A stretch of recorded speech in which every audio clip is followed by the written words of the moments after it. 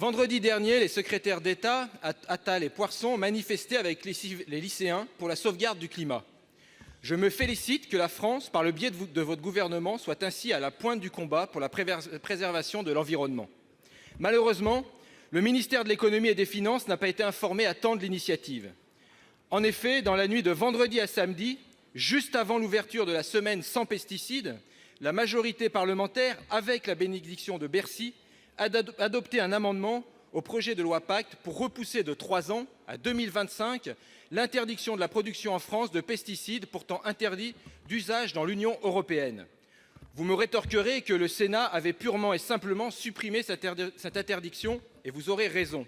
Mais je note que le gouvernement ne s'était alors pas opposé à ces amendements rétrogrades. Bilan des opérations. La France va continuer à produire pendant 6 ans des pesticides tellement dangereux pour l'être humain, tellement nocifs pour nos sols, que l'Union européenne les a interdits sur son territoire.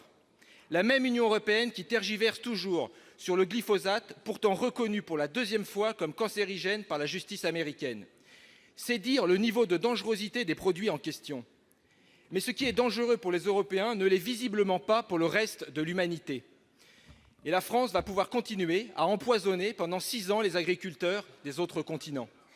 Alors que le président est revenu sur sa promesse de sortie du glyphosate en 3 ans, le ministre de l'Agriculture confirmait pourtant dans le même temps la dangerosité du produit.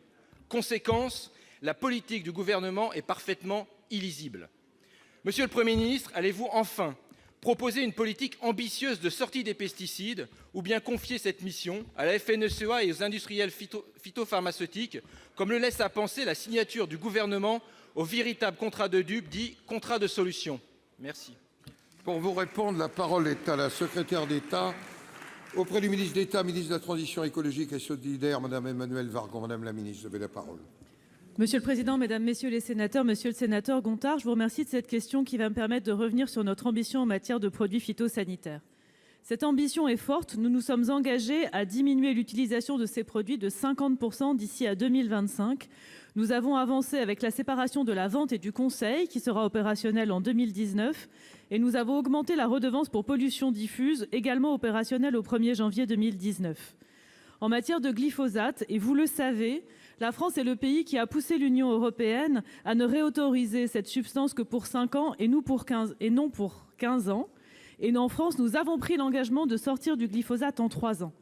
Cet engagement est aussi un engagement d'accompagner toutes les filières pour ne laisser aucune filière au bord de la route et trouver des solutions qui permettent une production durable en France sans glyphosate.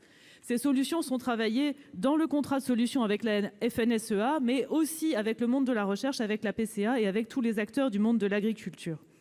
En ce qui concerne l'exportation, le récent vote de la loi Pacte à l'Assemblée nationale a décalé à 2025 l'interdiction de production, d'utilisation et de stockage de tous les produits, y compris ceux qui ne sont pas autorisés dans l'Union européenne.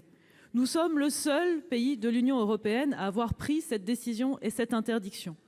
Nous souhaitons que cette interdiction soit partagée au niveau européen et c'est l'une des raisons pour laquelle nous avons accepté le décalage jusqu'à 2025 pour pouvoir porter ce projet à Bruxelles, ce sujet à Bruxelles et avoir une politique communautaire offensive en la matière.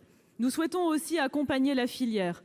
Au lieu d'aller à une simple interdiction, nous allons accompagner les producteurs pour qu'eux-mêmes changent leurs pratiques et pour qu'ils puissent proposer aux agriculteurs en dehors de l'Europe des solutions qui n'utilisent plus ces produits.